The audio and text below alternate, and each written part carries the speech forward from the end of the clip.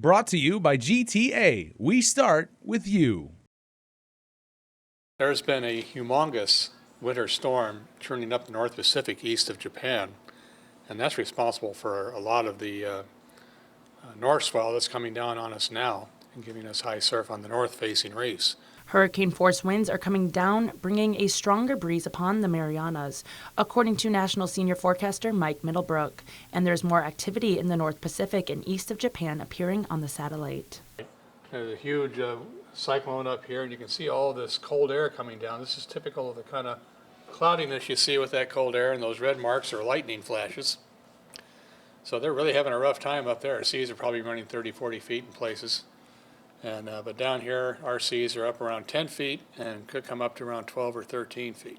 Middlebrook says we are near the peak of the current trade wind surge, and it's typical to have our strongest trade winds during this time.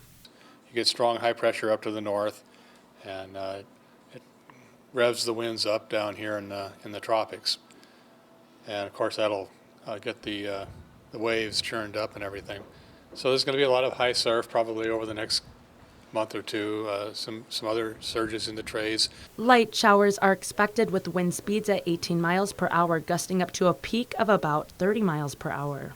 NWS reports dangerous rip currents, channels of water that can pull even the strongest swimmers into deeper waters, are expected along east-facing reefs and Retidian Beach, and can extend to the north-facing reefs by Tuesday.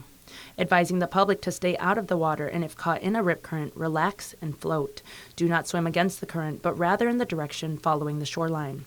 A small craft advisory is in place until Friday evening. Do pay attention to the advisories. If you're going to be on the beach or in a boat, by all means, if you're in a small craft, you might want to consider postponing your trip or your boating. And stay away from the reefs where the high risk of rip currents could be found.